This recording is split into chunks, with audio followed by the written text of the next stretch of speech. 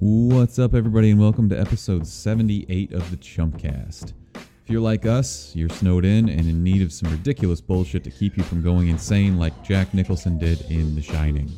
This week, we picked the cast for live-action versions of our favorite childhood cartoons, discuss Elon Musk as a supervillain, take a couple voicemails, give our Valentine's Day movie pitches, and review the newest Netflix series, Altered Carbon, starring Joel Kinnaman. If you'd like to leave us a message, you can call 847-920-6107. You can also find us on Instagram, Twitter, and Facebook at The CHUMPcast. If you'd like to support us, tell a friend, or rate us on iTunes. We also have merch for sale on thechumpcast.com, and our Amazon affiliate link can be found via thechumpcast.com/Amazon. Until next time, we'll be waiting for your sexy Valentine's Day voicemails. Your dog looks exactly how I feel. Just completely lethargic. What kind of dog is that? Blue Heeler mixed with Chihuahua, mixed with Superstar, because she was the best. Khaleesi? It's a Corgi German Shepherd. 100%. False. Wouldn't it be much bigger then? No, it's the body of a Corgi. She. I think she's half pig. Piglet? Don't assume it's gender. Yeah, also, she's the best. You literally just said girl. Yeah, how dare you? Do assume that she's a girl. How dare you? Oh, we're getting political right off the bat. Let's just refer to her as G. No, because Jim, Jer. I don't know, dude. I'm just depressed. This is the first Sunday in months without football. Oh, yeah. Damn. Wait. So this weekend, you were stranded where for work? Greenville, South Carolina. South Carolina. What'd you do out there, boy? I ate a lot. Good. Our headquarters is there. There's a lot of really good barbecue out there. And I found a nice bar that had tons of games like pool, ping pong, bags, and actual board games and Jenga and shit. So that was pretty cool. I played Monopoly for 8 hours in a bar. Hell no. Monopoly sounds terrible. That would be intense. That's immediate bar fight starter. No, Cheaters Monopoly would be an immediate bar. Hell yeah. I was working before this. Not working, but I was literally just working Krisky and McCourt's ass in NBA. And Za. 2 championships, because I am a young god. Are you that good at video games, or I am just the best are all your opponents just that bad? Definitely a combination of both. Actually, Krisky and I had brilliant games today. Who was the worst 2K player? Must have been Za, because Za lost to McCourt, and McCourt is a stink ass. Why does McCourt stink ass? I don't know. I just play McCourt, and I always crush him because I'm just a better competitor, you know? Did you play as Golden State? Are you that guy? No, but we did a fantasy draft. We had the top picks. We just decided, we're like, all right, fuck it. Let's do top picks. We'll sim the season. If you play in the playoffs, you play the elimination game. Was your top pick Steph Curry? Yeah. Not LeBron? I had the 4th pick. So okay. Everybody got picks before me. Yeah, I was going to say, he's not. Who's number one? I was LeBron? left with Steph Curry. Of course I'm going to take Steph Curry. Yeah. LeBron was number 1. Got to be either LeBron or Durant. KD. Durant was number 2. Giannis was number 3. Really? And I was like, you're going that. to give me Chef Curry with that? Oh, boy. Curry, boy. I don't know. I like watching Giannis play. Maybe James Harden in there. Giannis, every single time we played, he won Defensive Player of the Year. In 3 different seasons, he won it. 2 different franchises. It was crazy. This is the fullest extent to which I can speak about the NBA. Same. I know nothing more than this. I did that's all we knew. And then we drafted a bunch of other people. But yeah, won the championship. They got me free Dunkin' Donuts. And I thought, was that the overarching bet? Yeah. This loser buys Dunkin' Donuts, or they split and buy the winner Dunkin' Donuts? Exactly. Yeah, by the way, I just ate one of these donuts. Are these from last night or this morning? This morning. Good. They were very cold, so I wasn't sure. It's cold outside. It's Chicago. It is. There's also 2 feet of snow on the ground. So that's fun. Yeah, my Extendo Public shovel works to freaking do your roads. They're terrible right now. What do you expect me to do about that? I want you to complain. I'm complaining because my roads aren't like that. You live in a high rise. It was a bitch coming out of my indoor parking garage, getting down here and having to get my tires on this gross snow. Everyone shed a tear for Mark. He's got it so rough. Meanwhile, I was stuck in fucking Greenville, South Carolina for an extra night because I couldn't fly into O'Hare. How late did you stay out that night? I was in bed probably by 10:30. Oh, really? Yeah. Were you drinking early, or was it just that quick? No, as soon as I left the office, I grabbed a 6-pack of Yingling, a great beer, only found on the east of here. I shouldn't say East Coast only, but yeah, you got to go like Pennsylvania or further east to get it, which is stupid. Can you get it in Ohio? Probably. All I know is that I can't get it here, and that pisses me off. You look confused. You've never had Yingling before? No, right?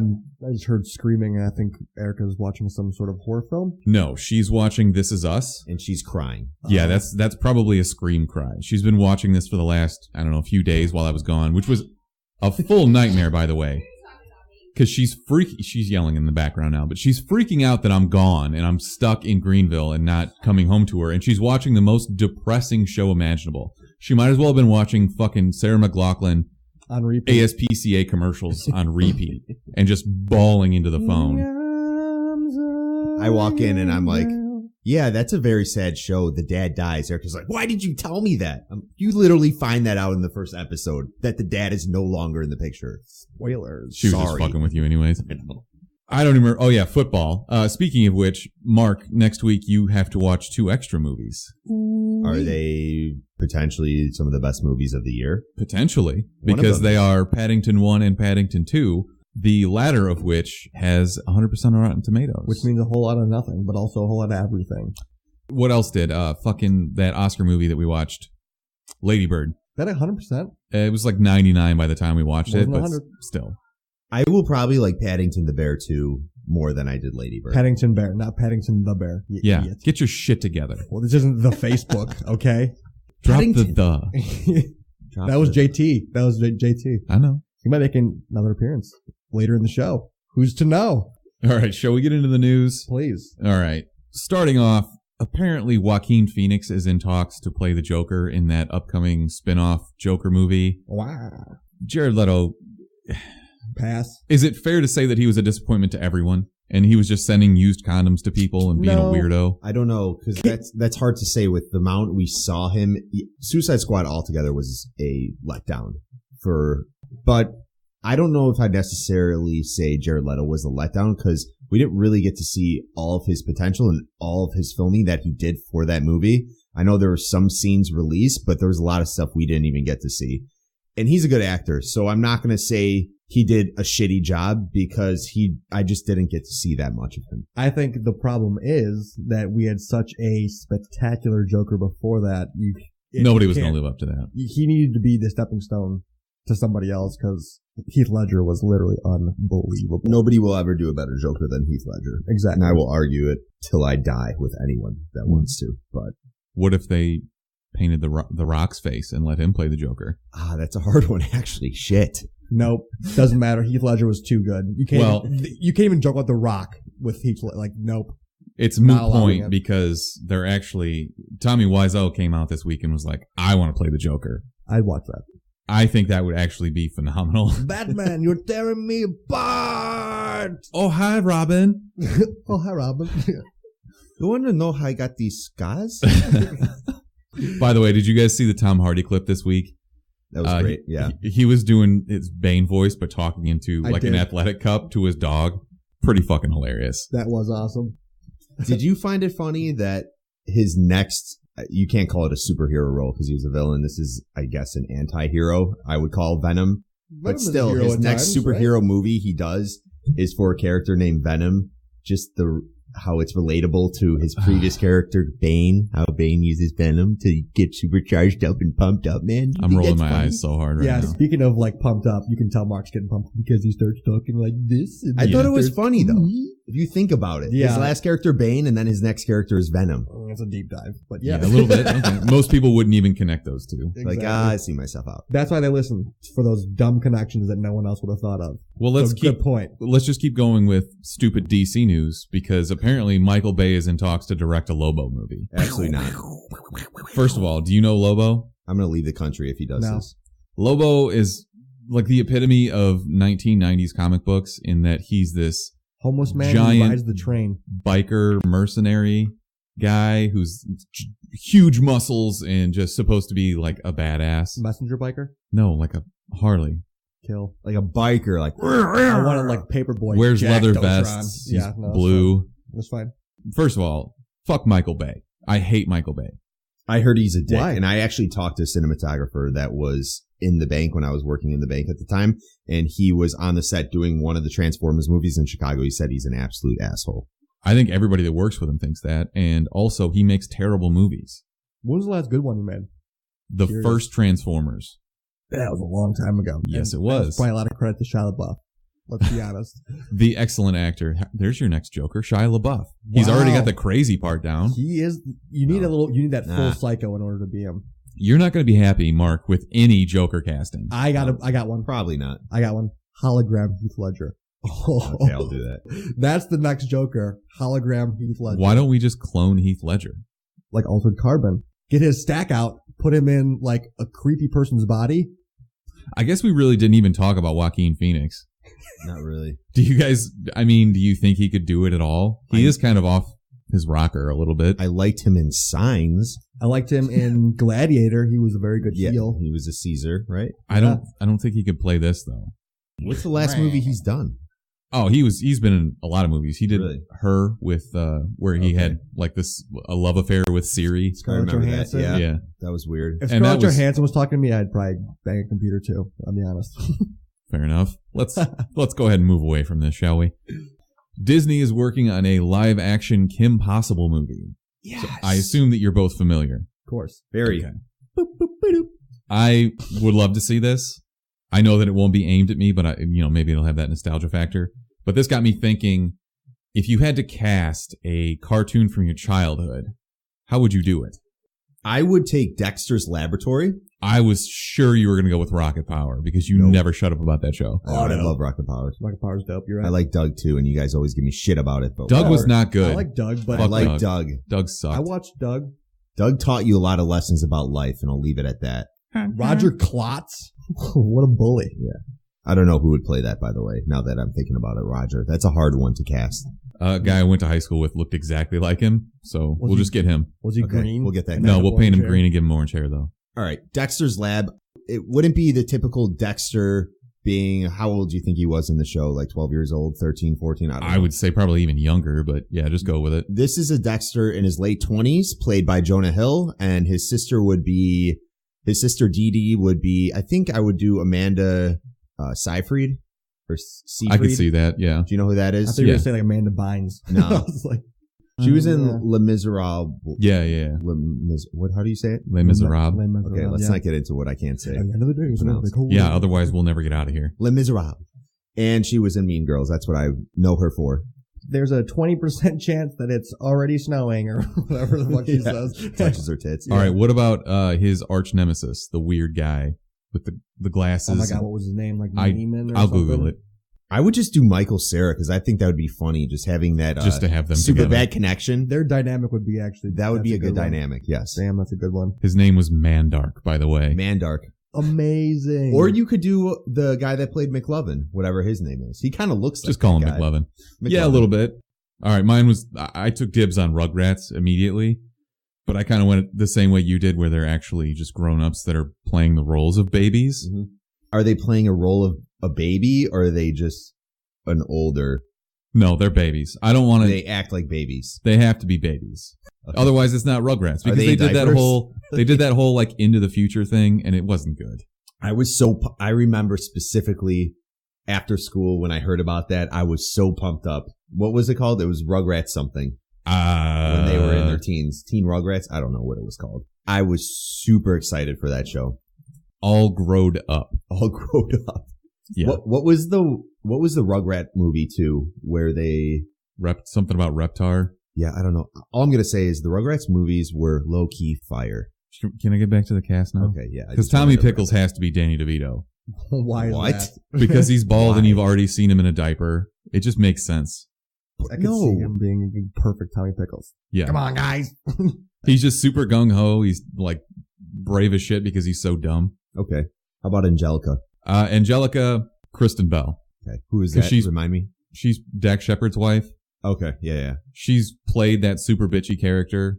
And what? House of Lies, The Good Place. Now she's kind of like she starts out that way and Okay. then turns good. I just think she could be that bully. I like Julie Bowen there. The Modern Family, Claire Dunphy. 'Cause That's- she could that's be a pretty bitch good. too. She could be Yeah. like a stern bitch too. I'm okay with that. Ed Sheeran is Chucky Finster Okay. just because he's a tiny redhead. Has to be.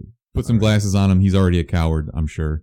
He's not technically. He an did get actor, off Twitter. Assuming some things here. though. I guess Game from of Thrones Game says of otherwise. Thrones, yeah. Yeah. But he Star of Game of Thrones, Ed Sheeran. They didn't even really have him act. They had him more play just somebody with musical talent. Which listen, really I didn't shit all over your casting, okay? Shut up. He had a good casting though. I think Phil and Lil, you have Bruce and Caitlyn Jenner. Oh my god! Oh my god! Hey, all right, they got to look alike. Yeah, One's a man, one's a woman. Yeah, 42% of our audience. Dee Dee and Stu Pickles, the parents. Uma Thurman and Jason Bateman. Jason Bateman would be a great cast for that. Actually, Leslie Jones as Susie Carmichael. I don't know who that is. I know Leslie Jones is on Saturday Night Live. Oh, okay. She's very loud. She was in Ghostbusters. Oh, I know who you're talking about. Because I feel like she was rambunctious and I could see that. loud. And Who would play the grandpa? The Rock. The Rock. I actually have that written down in front of me. God damn it. The Rock as Grandpa. All right, Brick, you got a show for me? I'm kind of torn. I'm thinking. I got a couple different ideas in my head.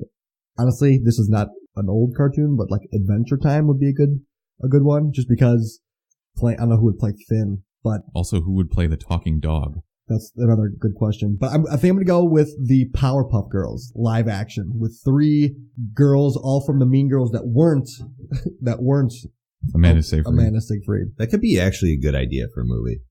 If they I don't know if the Rugrats as babies, as adults, is that great of an idea, Ryan, but just crawling Obviously around. not. But you can't have babies playing either because babies can't talk. So Powerpuff Girls, played by the 3 Mean Girls that weren't. So like Regina George. That you can't just. Okay, I'm going to use the cast from a previous movie. Why can't I do that? It's just You just boring. did that with Yeah, Superbad, I you did fuck kinda boy. do that. You can't just do that and make up rules. All right, who plays the professor? I legitimately. The professor would have to be Dan Aykroyd. I was going to say John Hamm. John Hamm would be even better. I'll go with John Hamm on that one. Okay. And then Mojo Jojo would have to be Mojo Jojo. I forgot. Ken Jeong. Mojo Jojo. Ken Jeong. King John Ill. No, Ken Jeong. Ken John. Ken Oh, Jeong. Ken's like I got you. The doctor. The guy from Community. Wait, were Yes. the parents? He would be perfect for that, actually. Were the parents in Powderpuff Girls? There were were they no the parents? Where you it was the wouldn't- professor. It was the sugar, spice, and everything nice. They made okay. him. He created them in a lab. What was the show you never see the upper half of the parents? It'd always just be like their feet. Was Charlie it- Brown. What is that Muppet song? Babies? Large fries, chocolate shake. What's that song? What it's the fuck intro. are you talking about? Timmy Turner. Timmy Turner. You talking about your Fairly Odd Parents? Fairly And you- Odd Parents. No, you saw the You saw parents. the parents. Fuck. Oh yeah, you did. That, Shut up, yeah. Mark. I'm an That's a idiot. good one to be remade, though. That is- They did make it, actually. I think they did make that. The guy All right, from let's- Drake and Josh. Let's move Played on, it. shall we? Yeah. We got a litany of trailers this week, obviously with the Super Bowl and thereafter. First and foremost, the one I'm most excited for, Deadpool 2. So we see finally Josh Brolin as Cable. Deadpool does his funny voiceover thing where they show his fake arm where it's not done yet. That wasn't funny at all. You didn't think Let's so? talk. That was honestly such a low blow. I'm pissed off. I'm not going to go see Deadpool 2. Psych City. That was hilarious. You didn't even like Justice League that much. Psych City. Driving in. You know how I know I didn't really like the movie? I wanted to Because like you the haven't movie. gone to rewatch it I yet? haven't gone to rewatch it yet. For I was sure. like, I will go rewatch it, but there has Not been until an it's on itch to go HBO. rewatch it. Yeah. Exactly. That's when you'll go That's how I rewatch know. it. But I didn't rewatch Wonder Woman. I thought that was a great movie, but that was also a movie where you didn't really have to rewatch it. Well, if you took it in, you took it in. That's what you said. Nice. Moving off of that, we had the Mission Impossible Fallout trailer, which is the whole reason why Henry Cavill had to have the mustache. Yeah. He does look great in this. Mission Impossible? Henry Cavill? Yeah, I'm confused. I don't think I saw that trailer. Well, it's a good thing I didn't send out the show notes to you a few days It's ago. super confusing. Is he Mission Impossible or is Tom Cruise Mission Impossible? Tom Cruise is Mission Impossible. So What's Mission Impossible's real name? I do not remember because you just put me on the spot. I do not fucking remember now. Durban. Shit. Wow, know your movies. Yeah, wow. you idiot. How'd you not even know that? You didn't even watch the fucking Did you trailer. say I Dick did. I Durban? said Dink Durban. Oh. Did you guys like Mission Impossible 3 where that virus is going around? I can't tell any of these apart. Okay. I honestly got like Minority Report. Ethan Hunt. God damn it. That was driving me nuts. Not really much to talk about. There's some crazy action scenes in this, though. And you know Tom Cruise, but he actually broke his ankle on the set. TC. He's just getting old now. He goes nuts. But What a life. He just like flies on the sides of planes like he just did that for real, right? That's crazy. yeah, that's the thing is he insists on doing this on his own. I think he just doesn't want to live anymore, but he He doesn't want to kill himself. He's an adrenaline junkie. Yeah. For fact. Isn't he leaving Scientology? Maybe they're making him do this. And like, if you're going to leave, fuck you. You're dead. I don't know. Is he an alien though? I can't believe I'm doing this. He's just Maybe on the he's side of a Xenu. plane. I gotta get out of Scientology. I'm kind of going through these trailers in most excited to least excited, even though I skipped that one. Westworld Season 2. Oh my god. Looks amazing. I won't say anything else about it, but Wow, you're just save it all. go watch this fucking trailer. Dolores is just such a badass. When you saw the trailer on Super Bowl Sunday, were you able to point it out that it was Westworld? Doesn't it start off with the self-playing piano? I feel like Ryan a lot would of people know. didn't pick Let's up on not that speed though. on that one. Well, I picked well, up I mean, on we it. were kind Self of, playing the piano is signature. It's the intro. Yeah. and it has blood on the paper, but yeah, we were at a kind of a loud Super Bowl party, so I had to go back and watch all these later. Shut up, it's Westworld. Shut the fuck up. Yeah. Did you like my friend Malat? Me and him trolling you the whole time, being like, "Oh, you cheated," just to be dicks. I don't care. I still took your money. I know. Did you win one? Yeah. You I won the last one. Won the square. Suck And my that's how we kept calling him cheating. He just kept dick. going like, "Oh God," it's just apoplectic about it. It was a weird squares too, because the scores, they were going for 2 in the first quarter and it threw everything off. Everything off. Yeah. So if you thought you had a good square, you didn't. Exactly. The Han Solo trailer, I don't give a shit about this. Except Donald Glover looks awesome. Donald Glover is going to be a great Lando. Also, isn't my girl Khaleesi in there? Yep. Yes, she is. Hell yeah. Yeah. Emilia So Clarke. is Woody Harrelson. Woody. Yep. Speaking of sexy blondes, Oh yeah. the Venom trailer, the Venom non-trailer that was not about Venom really at all. All you see really is Tom Hardy screaming into the camera. You see his black veins protruding seconds before it cuts off at the Is end. that the Venom? It's the venom coming into his veins and up to his neck. You do kind of see the symbiote like in a containment case, but that's it. This is so nothing, and it's the polar opposite of what they did with Spider-Man Homecoming, where they Perfect. showed the entire movie. And this is them showing nothing. The dark version. We don't Yeah. want to know. Less is more. But what this they is need, my kind of no, movie. They need it somewhere in the middle. What No, is they the don't. last Marvel movie that Sony has done? Spider-Man Homecoming. Oh yeah, fuck. Forgot about We that. said that I at thought the it same was time. In disgust. never mind, you're right, it was Sony. Did they only do Spider-Mans? Yes, Why? because that's the only property they own. Why? Because that's the only one they bought. Oh. Because I feel like you're are, a and some things 6-year-old are right not. now. You're like, yeah. I don't why? fucking I'm know. curious. Why? No, I'm curious. I don't know how all this really works. Fox obviously owned X-Men, etc., and Fantastic Four, and Sony just bought Spider-Man. So They just sit in a Sony- room at a table and just, I want Spider-Man. they bought it For the back game, when probably. Marvel was almost bankrupt. So they've been doing even the Tobey Maguire ones. They Yeah. did those. Amazing. Except now Sony's saying that they're kind of up for sale. So Disney's probably going to buy that too and just Whoa. own everything. Sony was going to do Descender. They still will. It's been in production. Yeah. Disney's going to take over the world. They get behind that stupid clown. or Wow, that- what a crazy prediction. Yeah, that Mickey Mouse logo. He's going to be, I don't have any more trailers or news to talk about, so let's move on Cool. to our best man alive. Rick, you want to go ahead? Sure. I'm going to go with John Mayer. I know I was going to do Elon Musk for shooting like a person in the sky or whatever. Welcome and- to the Mars. just say it to me. I was listening to- Condescend and leave. Exactly. Keep going. Oh, okay. I was listening to Dan Harmon on Harmontown, and his guest was John Mayer, and he had this. He was actually very funny, and surprisingly, he's a big Rick and Morty fan. Wait, sorry. Restart. You're doing That was pretty good kinda though. Yeah, so he had this speech in there, like Dan Harmon was like, about to freestyle, and he's like, so John Mayer was like giving him a pump up speech for it, and like talking about this full potential and unlocking your full potential because it's like infinity. I don't know what it was. It was brilliant, and I was like about to run through a wall. I was like, John Mayer, get me fucking pumped up for work on a Wednesday. How stoned were you when you listened to this? Not at all. I was ready. I was at work, so I was just like working away. You said Dan Harmon from Rick and Morty? Yeah, Harmontown. How stoned was John Mayer when he said it? Probably rippy chowed. It was so good, well articulated, and I was like pumped up. So Okay. he's my best man alive. He's so funny. He's obsessed so with underrated. Rick and Morty. He loves Rick and Morty. He was on Chappelle's show. Him and Logic Like love he's Rick a and Morty. funny ass dude. He had the Air Max Pickle Ricks. Have you seen those? Are you Those shitting are me? great.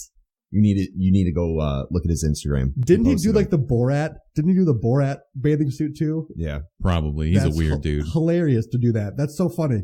You mentioned the Elon Musk thing. Yes. You take that one. Take that one. I was listening to the Joe Rogan podcast. He was talking to Duncan Trussell, and they were talking about how they shot his car into space because he's a billionaire and he can do that. But they were talking about how he probably killed one of his enemies and stuck him in that spacesuit and shot him into the sky. We were talking earlier about how it's probably someone that's still alive that is his enemy. Because it's the best, worst way you could go. That would be hilarious. You have like the best view you'll ever see in your life, but then you'll just fade away alone and be dead. Completely alone. You absolutely go insane almost immediately. So you drive him insane, and you also give him a bunch of food so he can last forever out there. But then don't give him a toilet. You just like have the worst way to live. You give him McDonald's because everybody's seen those experiments where McDonald's food actually doesn't go bad. Yeah. So it's fine in space. Also, you get the worst shits ever. That and Twinkies. So you will live forever. Note to self, don't piss off Elon Musk. Yeah, he'll shoot you into space. In a cool car that you can't even drive because you're in space. Couldn't like a tiny rock hit that car and just kind of push it back towards Earth and then it falls on somebody? Momentum, baby. That's what physics. It's in the atmosphere, yeah. It just falls on Elon Musk. It'd probably burn up in the atmosphere, but there'd be something left of it. And then you find that dead body. Mark, do you have a best man alive? I do. I'm going to give the best man alive this week to Red Gerard, who gave the U.S. its first gold medal at this year's... Pink Gerard. Huh? Pink Gerard?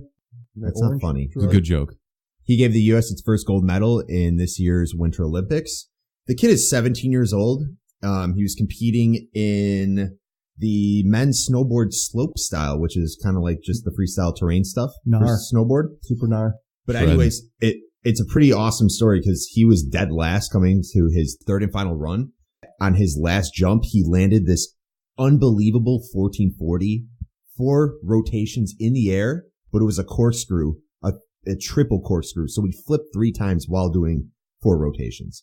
Unreal. Probably pretty dizzy after that one. But anyways, you got to give it to this kid because he's 17 years old and gave the U.S. its first gold medal. Shredding the gnar. He was shredding gnar, bro, and it was pretty fucking stoktacular, dude. Hi, I'm Chad Kroger, and I want to save Hollywood Hill parties.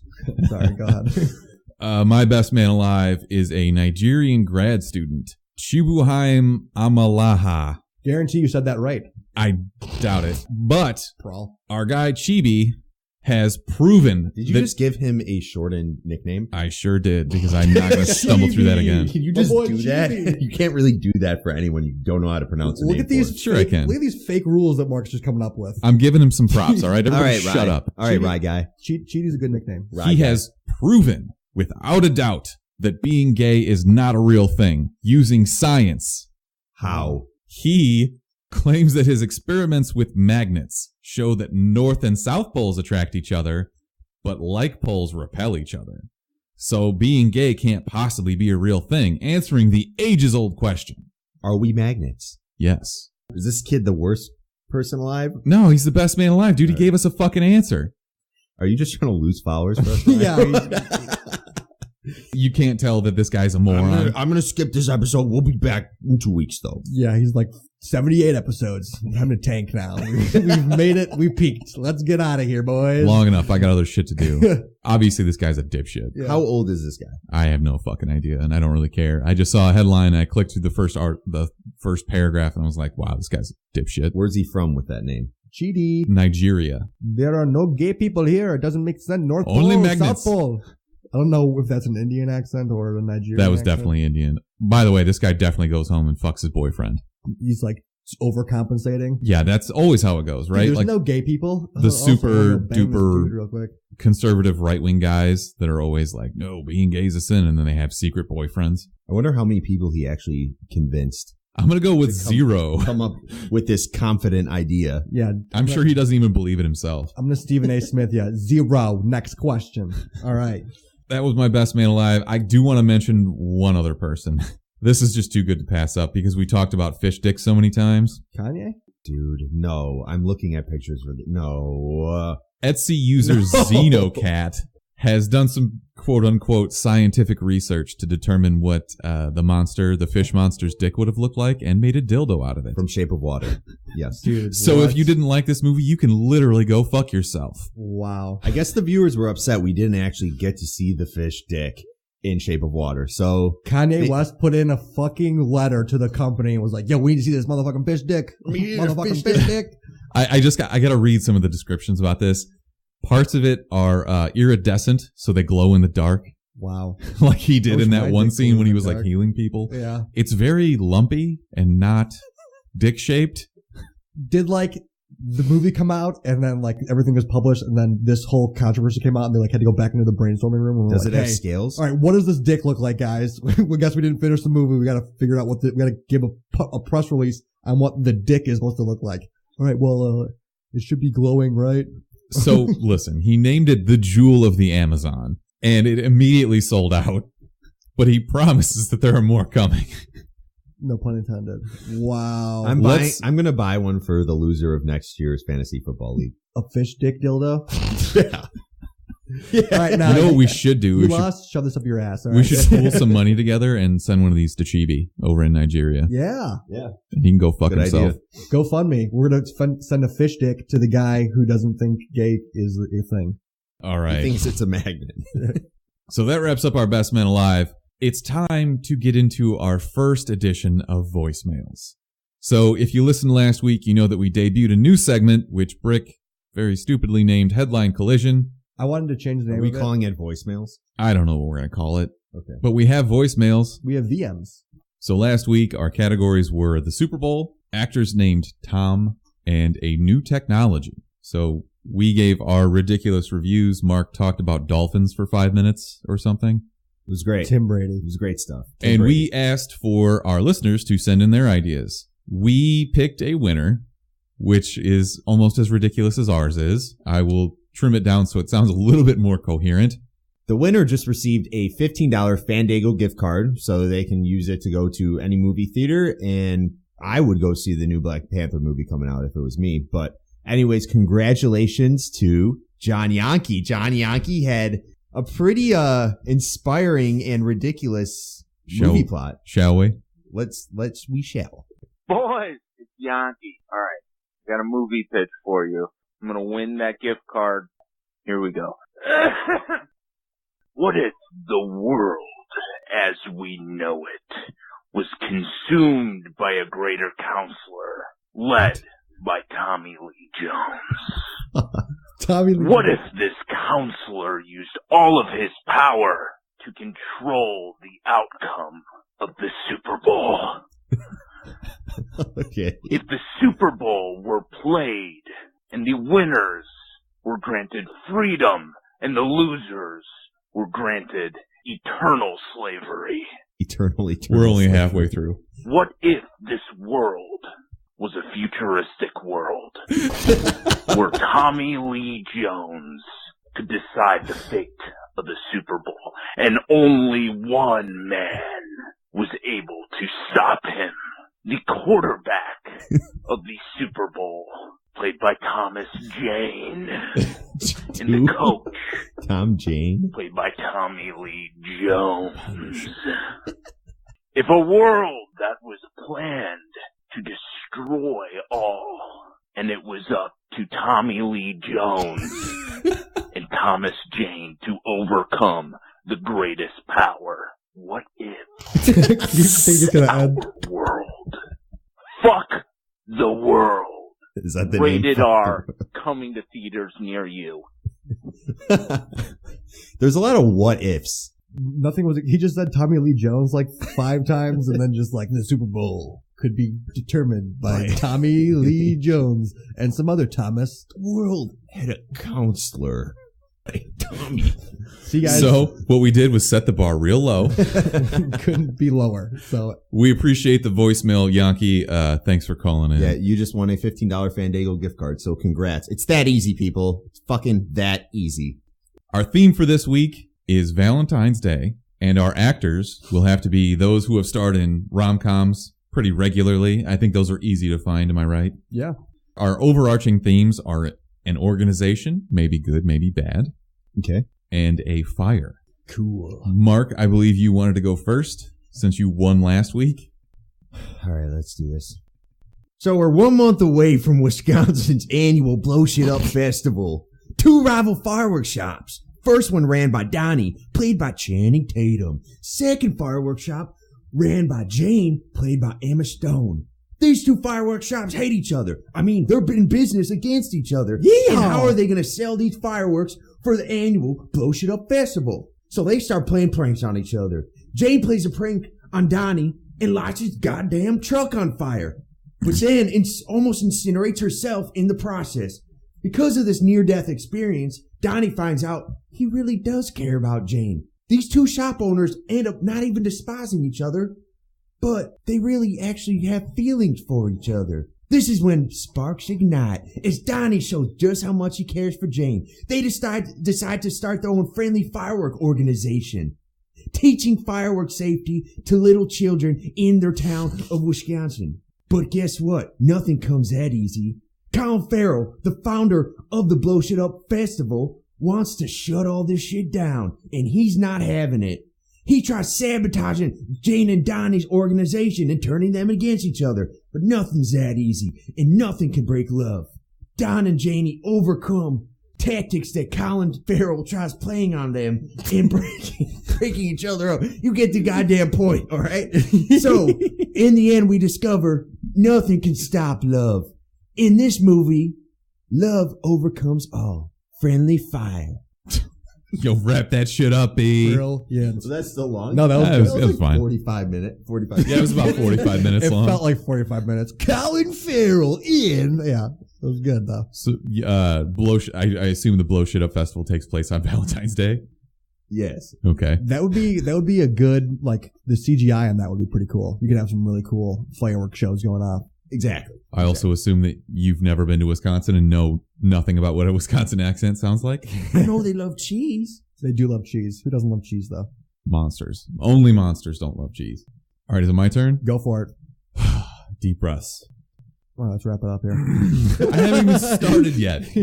Imagine a setting like the Hunger Games matched up with Hang the DJ from Black Mirror. So the CFA Corporation is very mysterious, but they run the world. There's a very small population left. We meet our main characters, Anna Kendrick and Rachel McAdams. They work as lowly potato farmers, supplying one of only two foods available, the other being radioactive, genetically modified, hormone-filled chickens. Every year on Valentine's Day, the mysterious corporation that heads up the world, known only as CFA, pairs off men and women based on their genetic matches. Gayness is not the right word. Being gay is not acceptable for these matches. Being gay is not allowed in this future because they only have sex to procreate. No queers. Sorry. Anna and Rachel are paired off one Valentine's Day in 2018 with their douchebag husbands, Gerard Butler and Matthew McConaughey. They hate this. They wake up the next day and both realize what they knew all along from working those long days together with no one else around. Oh, sweaty. They actually love each other. Sweaty potatoes.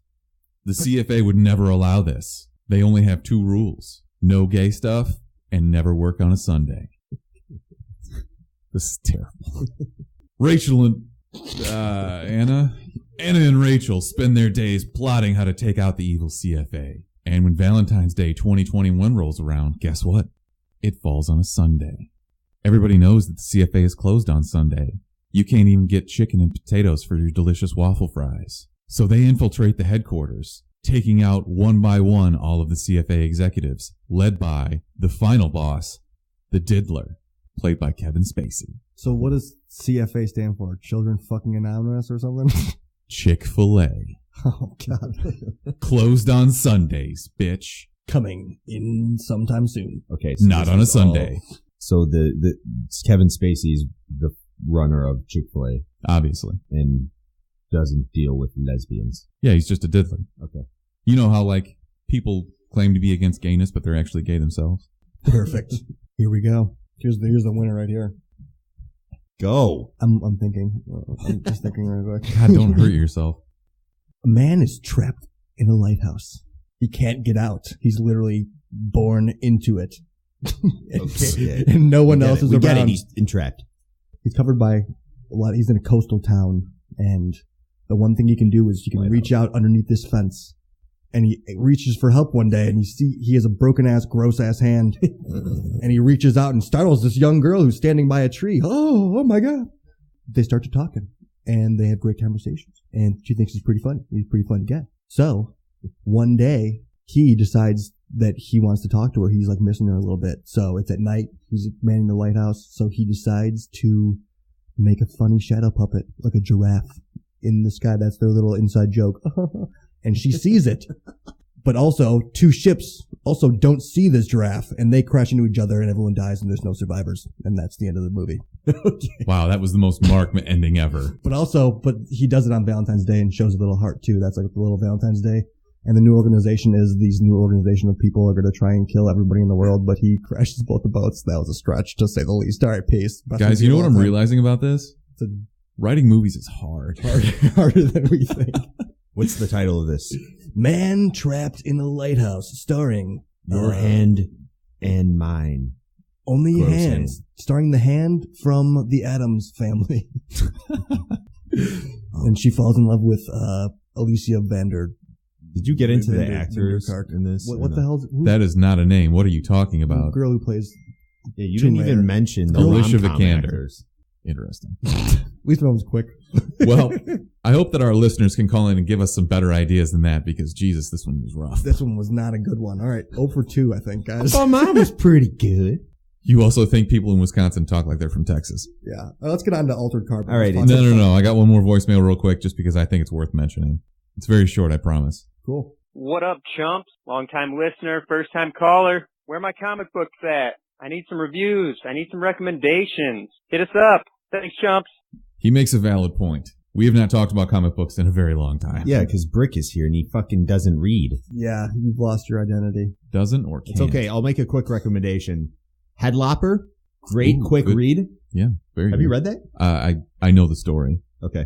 I've heard of Headlopper. Awesome. Especially if you don't want to get into much dialogue in a comic book. There's So it's a picture book. So for Brick, it kind of is. There's really not much dialogue. It's just funny as hell. And definitely read Dark Knight's Metal, the new Batman. I promise I will have a recommendation next week for comic books. There you go. Now we can move on to Altered Carbon. Oh, I feel like my brain is broken from trying to put together a story that is just terrible. Yeah, it's easy to put together a terrible story that doesn't make any sense, but it's harder than you think. You think the guy... I know, Michael Bay does it all the time. True. Who wrote Altered Carbon? A guy named Richard K. Morgan. Do you think he did it kind of like this? Just sat down in a chair and just fucking...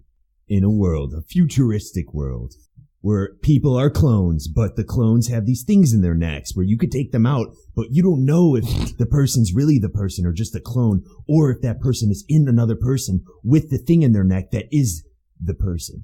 Great, so there's our plot synopsis. But then you fight the person who is your body in another neck. It's weird. All right, so Altered Carbon is 10 episodes now streaming on Netflix as of last week. As I mentioned, written by Richard K. Morgan. There are 2 follow-up books in this series called Broken Angels and Woken Furies. If this gets received well, based on whatever Netflix has their weird algorithm, then we could potentially get a couple more seasons of this. I will mention, though, that Joel Kinnaman has already said that he's probably done with the show, which also kind of makes sense. They live in the future. This is like the 2500s, and your soul/mind or whatever is put into a chip in your neck called a stack, and you can move from body to body. And if you're rich enough, you are referred to as a meth, which is a reference to Methuselah, the biblical figure that lived to be almost 1,000 years old. Cool. So they're super powerful, influential people, basically politicians.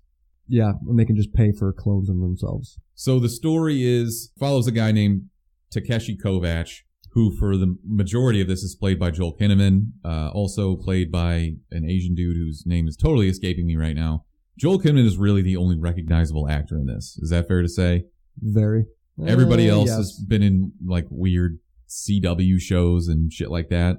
I will rate this on a Netflix series scale. I will give it a 7.5 out of 10.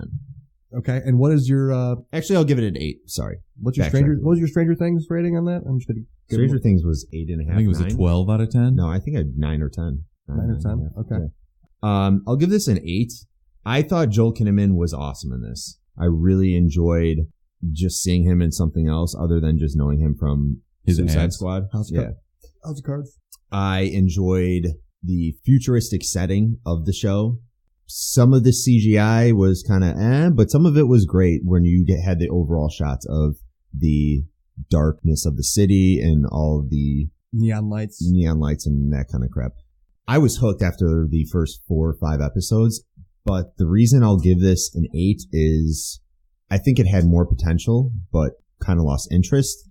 There were some episodes where I could clearly see that they were directed by other people, and that's what happens with these Netflix series is all these directors that take over different episodes. And I think it was pretty obvious when they did that because I really enjoyed, like I said, the first 4 or 5 episodes. There were some episodes that I didn't really enjoy. I think it was actually episode 6, maybe the one where it's all about the flashbacks. All in the past. I think that might have been 7. All of Takeshi's flashbacks about his training, etc.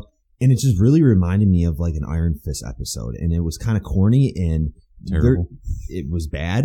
It wasn't because it wasn't gory or anything, but it just kind of didn't flow with what I thought the series was going to be from the first 3-4 episodes. First 4 episodes there's definitely a scene in every single episode where they had a great action sequence, I thought, and like a cool concept for the show.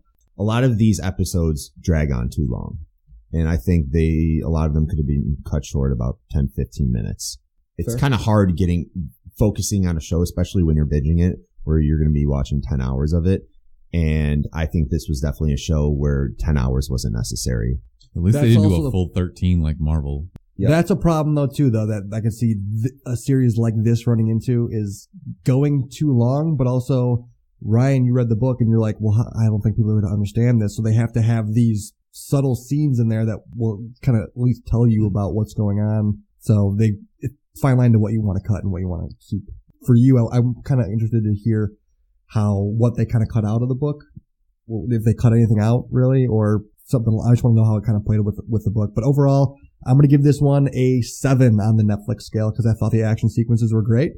The concept was pretty cool and the backdrop was awesome as well. I thought Joel Kinnaman played a pretty good character and he had a pretty good supporting cast as well with, I liked the hotel guy and his, partner. I'm going to rate this a 6.5 out of 10. Like you said, I read the book. Just watching it and trying to see from the outside of somebody that didn't know the story already, how would you possibly understand this? I feel like there's so much shit that you guys would have missed because they don't do a good job of setting it up.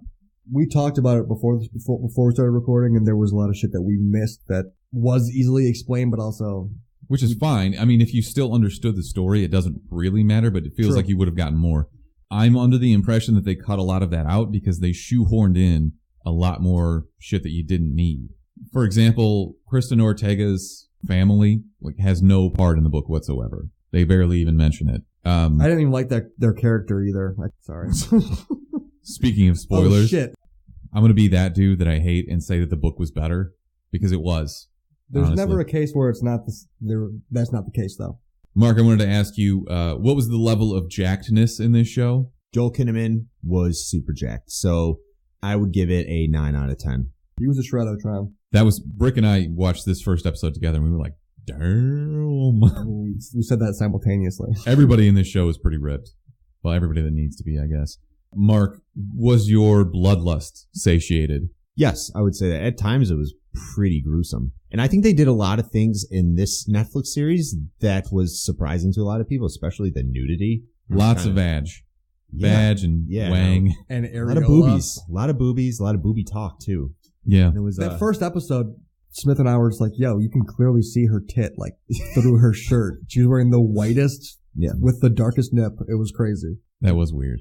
It was like aggressive. Might as well not have been wearing a shirt. Literally. Mark, was there enough nudity for you? It's not really what I look for in a show. I thought it was a little over the top. It was what it reminded me of. A lot of the scenes you could tell they wanted the boobies in there. You know what I mean? It's like that Instagram model who takes a picture with like a pastry from a bakery, but she's holding it right by her tits like, oh my God, I love this from the bakery. And she wants you to think it's about the pastry, but it's really about her cleavage that she's showing. And it's kind of like that, you know? You follow very different Instagram accounts. Yeah, she literally threw the pastry out too. She took the picture just to take the picture and threw the pastry out. It's the general Instagram post from all these models. Absolutely. That's a fact. That's what they do. Yeah. Fair enough. But it kind of, like I said, it reminded me of that. Let me interject here. Does it also play into the world itself, as in like nobody cares? you can be nude because you're just a skin. It's all Bodies just are a sleeve. expendable. Exactly. It's a theme, right? I think that's what they wanted to hammer home with. Like, it doesn't matter if you see my tits. It's just a thing anyway. I mean, it worked for me. I was fine with it. Not to spoil, but there were the specific fight scenes with Raylene where she's naked. Multiples of her are naked. Towards the end, I specifically remember a scene where it was just showing her upper body and obviously like her tits real up close. And I'm like, you didn't really need to show that. You could have just like showed her face or whatever. Yeah. It's clear that they were showing boobies on purpose. You're naked. They hammered it home. Yes. That you guys mentioned some of the choreography, which some of it was really good and some of it was really bad. There was no in between. One jumps to mind as the 0G fight. Unnecessary. You didn't need it. Very clear that they were on wires and it wasn't very well done. I enjoyed it. I thought it was a good little twist in there. You just want to see some act. At that point in the show, you're just like, all right, this is the end of this episode. I just want to see some fucking bloodlust. Bonk, bonk, bonk. Kill people. I don't know. I guess that's just me. There was a lot of shaky cam in that too, mostly when Joel Kinnaman was fighting, because I feel as though everyone else was trained and he was just kind of not. Aerial acrobatic fighting. Maybe he didn't do it. Yeah. Maybe not. I did forget to mention the Rotten Tomatoes score, so we can talk about that now. 63% on Rotten Tomatoes, 92% from fans. As we usually say, it's a popcorn flick. Sit down, watch some people get their fucking brains blown out. And then it slows down, and then you're just like, all right, is this going to be over yet or not? Yeah. So this was written and directed, well, I guess adapted, by a woman named Leda Kalogridis. I'm sorry if I butchered that. But she's produced movies like Shutter Island, White House Down, Avatar, Terminator Genesis. She's done screenplays for those as well. So she's got a pretty good background. I thought that some of the dialogue was clunky. Nothing really stood out. It's not a writing masterpiece. It's just a cool concept with a cool backdrop and cool choreography. But a lot of people were comparing, when you saw the trailer, you compared it to Blade Runner just because it's futuristic and he has a really cool coat. Yeah, and you can throw bodies away, nobody cares. That's really where I think the similarities end. This is more of a mystery, a murder mystery, I guess. Is that fair to say? Yeah. Yes. There was also some controversy around, I can't say the number of articles that I read that mentioned whitewashing, because Takeshi Kovacs is played by Joel Kinnaman. Stop being offended by this. That is how the book is written. And in this story, in the book, they barely ever mentioned him, only in flashbacks, as an Asian dude. They shoehorned so much more of his background into this and made it a point to make it as diverse as possible. It was super diverse. They covered everything. They covered a lot of Ortega's Hispanic background. They talk about how her partner is Muslim, I believe. There are so many backgrounds, so many different races and characters here. It's ridiculous to call this whitewashing. Yeah, interracial couples the whole time. I won't spoil. I think you can't make that argument because the whole point of why Takeshi is in Joel Kinnaman's body, it's not just a random body. You find out why it was Joel Kinnaman. He hates that he's in that body. Yeah. He doesn't want to be in that body. If there was no reason why he should have been in Joel Kinnaman's, just a random white guy, but you know why it was that random white guy. Just stop trying to be offended by everything. Agreed. Because Ortega, read the fucking book, you dipshit. Anyways, should we get into a little bit of spoilers? I don't think we're going to outright spoil the story, but we can talk about things without having to worry about it. Yeah. Okay, so spoilers from this point out. Check the show notes if you haven't seen it yet, and skip to the part where we do our recommendations. So I want to talk a little bit about the differences from this and the book. The big one that kind of upset me, but I get it, is that in the book, there is no Edgar Allan Poe. It's not the Raven Hotel. It's the Hendricks, and it's Jimi Hendrix, which was a way cooler story. It's just a better character. Obviously, the people who own the Jimi Hendrix estate didn't want it to be associated with all this violence and murder and shit. So I get it, but I thought that was a better character. Edgar Allan Poe, quote unquote, his character was just over the top and kind of dumb. But the way they describe it in the book is these AI-based hotels haven't had visitors in so long that when they actually do, they do everything they can to take care of them and get them to stay. Overcompensate. It's basically like sex for them, is how it's compared to in the book. Interesting. So let's talk about Kel. I guess Takeshi's love interest. She's the one who trains him to be an envoy and gives him a lot of his psychological training and shit like this. You see in the flashbacks that she supposedly dies, but not really. I don't know. They leave it ambiguous. I laughed when that happened. I'm not gonna lie. When the ship blew up? There was a sound effect when the ship blew up. I was just like, what the fuck? It was like, yeah, like low cost type effects. Yeah, that wasn't great. and it kind of reminded me of what South Park does, where it's just like, oh, you're getting away, yay! Like everyone's like, he's so happy that they're flying away, and then just explodes. Yeah, fully crushed his hopes. Completely turns around the whole story. So in the book, Kel is long dead, is a historical figure. She led this movement where it's basically like a philosophical movement, and the only reference they really make to her is that she was this great philosopher, and it was on a different planet on Harlan's world, which is where they actually mention here as well, but it just didn't make any sense. He is trained by a completely different woman, so for them to bring her into this is just kind of, I don't know, useless. Yeah. And he actually had a different girlfriend as well, so they had a chance to fit in more women, and they just didn't. Botched. They just kind of smashed them all into one. Raylene Kawahara, who is, I guess, the main overarching villain in this, played by Deechin. She is not his sister in the book. She's just a gangster that he used to work with. And she that would have honestly made more sense than this creepy brother-sister relationship. Don't you feel kind of like she was in love with him? It was super sister, deep down love. Very weird. That's why I also gross. didn't. That took me out of it too, because of her motive was dumb, because she has lived, 300 years, and then she knew her brother since she was like 1 to 7 years old, which you don't remember any of that. And so now she's just like, I need to be with my brother. That was just fucking weird and unnecessary. Unnecessary and stupid. A gangster would have been perfect. Real quick, sorry. I will say, now that we're talking about this, the kid that played young Takeshi, I thought he was great. He was really mature with his acting, which was weird. He had less of an accent than the older Takeshi, though. Yes. That was kind of weird.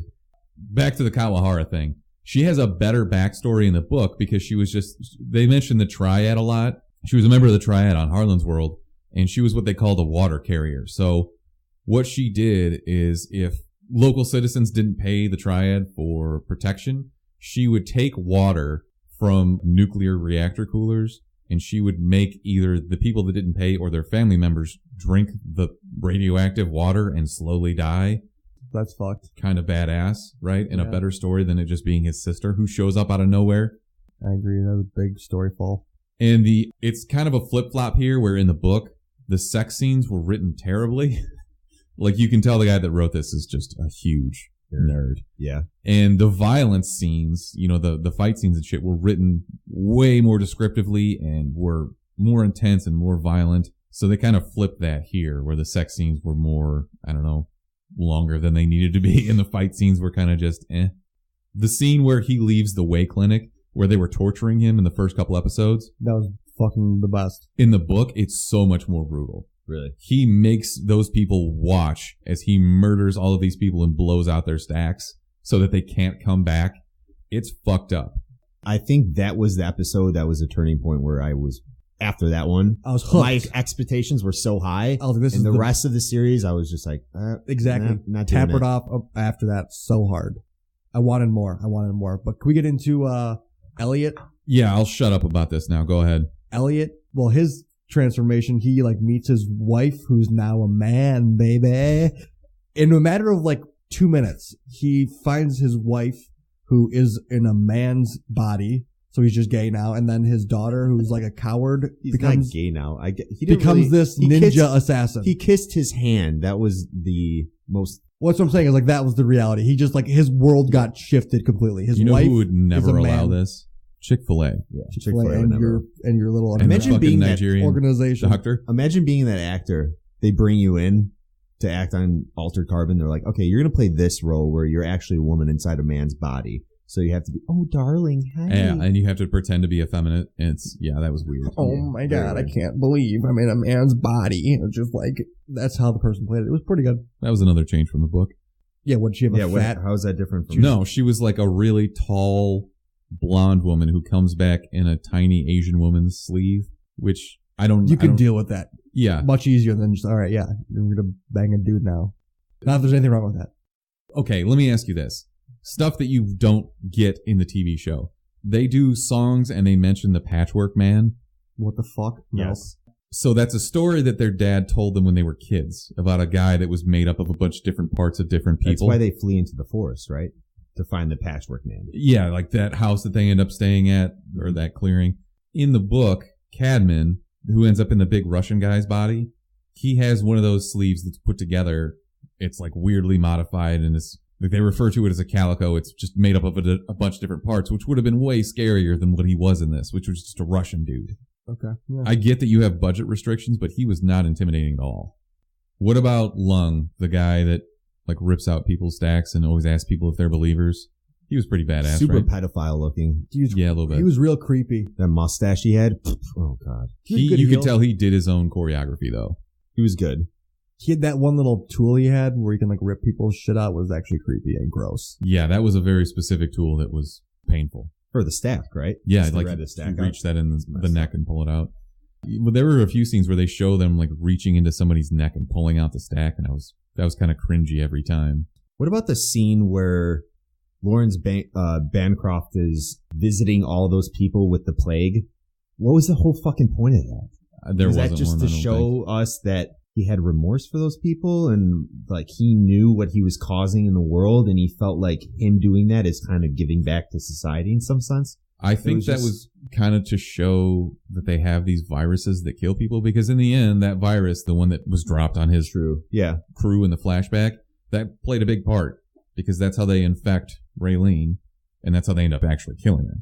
In that scene, he was dying from the virus, and are we to assume he was just put into a different sleeve? Yeah, into one so of his own sleeves? Rich people, the meths, have an automatic backup because they can afford to pay for it.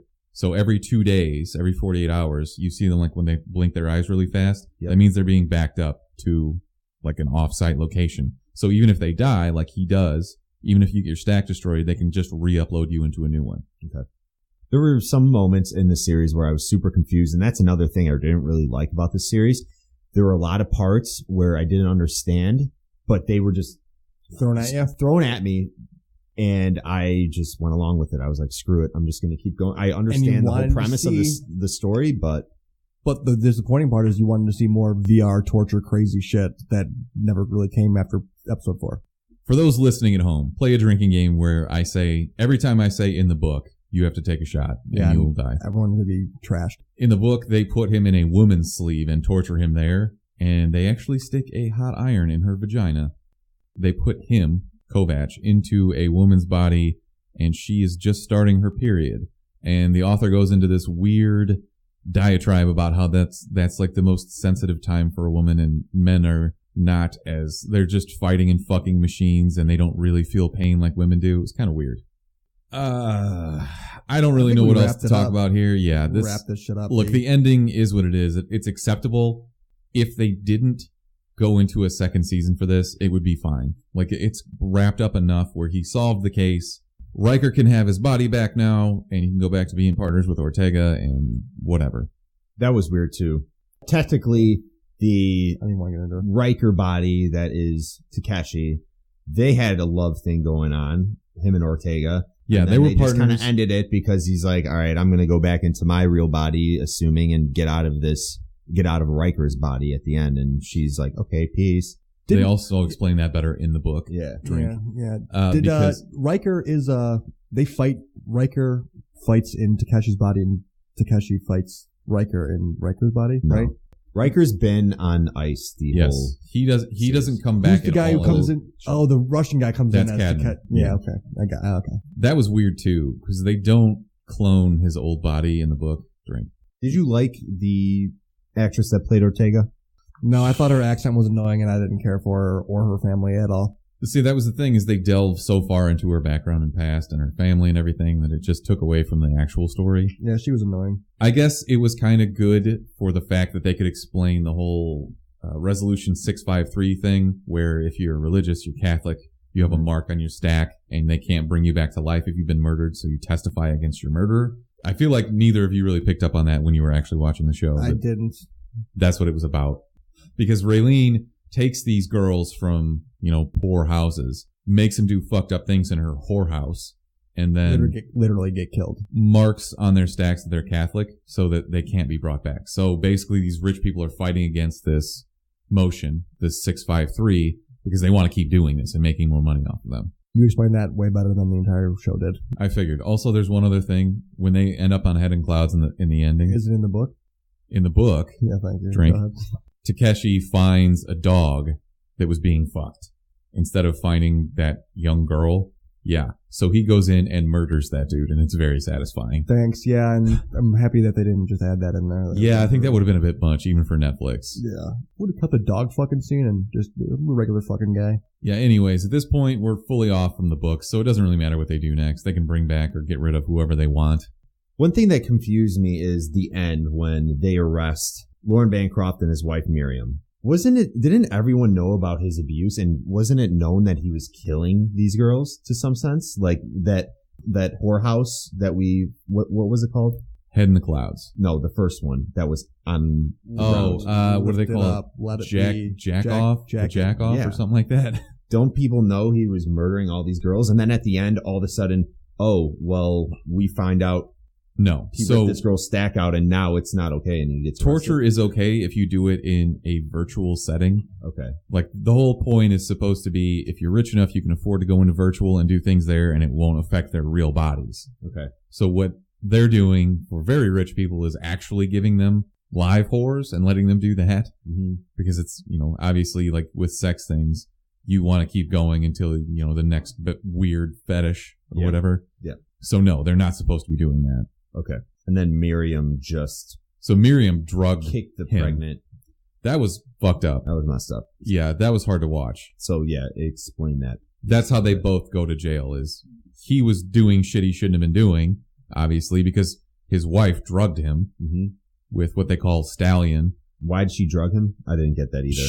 She was mad at him because he goes to these whorehouses and shit, and she knows this. Yes. So she drugs him, Assuming knowing what that would happen. he's going to come back from this business meeting and he's going to go fuck the first thing he sees, and it's not going to be her. So she wants payback on him. So she drugs him. Normally he wouldn't take it that far. He wouldn't kill somebody. He would just kind of get freaky with him. Okay. So this kind of pushes him over the edge, which is what she was going for. So she's in trouble for drugging him. He's in trouble for murdering somebody while he was drugged. So she wanted her husband to murder. Yeah, pretty much. Young girls. Yes. Okay, that kind of clears that up. The ending was super confusing to me. That's what I was worried about. The problem with this story is I don't have an issue when you get into a story where everything's not real clear and you're supposed to have your own assumptions about things. But where they keep throwing back and forth like, all right, did this person really just use their stack, or are they actually not in their real body? Like, is this not really Joel Kinnaman? Is it a clone of him? Everything with the clones in the show and everything with the stacks, it gets really confusing because there are clones that are used. I say, quote unquote, real bodies, like the real Joel Kinnaman. The original. But you learn throughout the show that, okay, well, you learn at the last episode that one of the main things he does is clone himself. So he can set up the double sleeve, the double sleeve, and the way he's going to make the rest on all these people. But it just gets super confusing when they get into that. So. Very much so. And like Kawahara takes over Ortega's sleeve and tries to seduce her brother. That was fucking weird too. Yeah. Now, the more I think about this, the weirder it gets that her obsession with Kovac. Her brother is really weird. I thought it was weird from the initial meeting they had when she came in and sliced and diced everyone. That was a cool scene. That was, she was pretty good. I'm bringing my rating down to a 7.5 now that I'm talking about it more. Okay. Yeah, the book is way better. Read the book. Yeah. It's hard. It's one of those shows you have to stay focused on. You have to put your phone down. Yeah. But at the same time, it goes on a little bit too long, or a lot of the episodes are 15 minutes too long. I still think it's worth watching. Yeah. A lot of the visuals are cool. It's a very good idea. And the book was really good. So.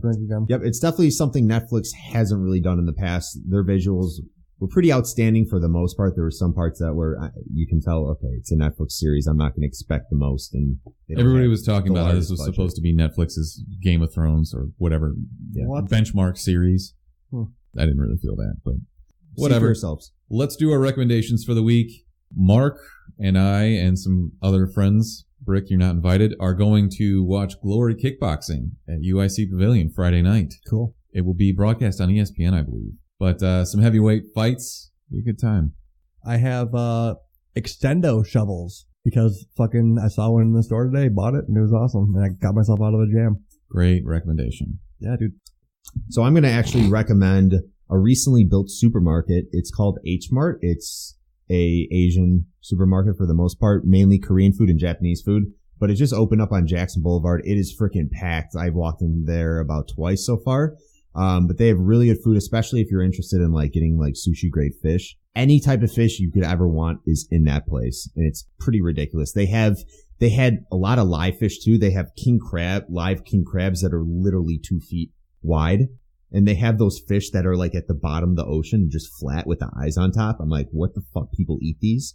If you want to go and get like, make your own sushi or whatever. And they also have cool walk-up windows where you get your own Korean food, whatever, but go there. H Mart. You guys are the worst. Why? That's a good recommendation. So a lot of people don't know an H Mart opened, and it's in the West Loop. Yeah, a lot of people also don't live close enough to go to H Mart. A lot of people also couldn't get an extendo shuttle, though. Those are pretty good. I will give a couple more recommendations just because you guys suck. Waco on the Paramount Network. We talked about this a little bit last week. It's about the Branch Davidians down in Waco, Texas, and their standoff with the ATF lasted for 51 days. Taylor Kitsch is a spot-on actor for David Koresh. And also, Michael Shannon is in this. He does a very stone-faced, kind of like non-enthusiast, basically the opposite of what he was in The Shape of Water. Still good, and it's got Melissa Benoist and a few other big actors. I noticed it's fucking Macaulay Culkin's younger brother is in this, and he looks exactly like Macaulay Culkin. I think his name is Rory. It's really weird, because Erica looks at me and goes, is that fucking Macaulay Culkin? It's not. And The Cloverfield Paradox, which we talked about briefly. You watched it already? I watched it on the flight home. Nerd. How was that? What? Nerd. Go back to H Mart, you douchebag. Love H Mart. There are a lot of people that are really mad about this movie online, and I don't know why. It was fine. Does it have John Goodman? No. That's why they're mad. Maybe. But the ending I thought was great. It was a great twist. Okay. That's all I got. Check it out. Extended shovel stir. Yeah.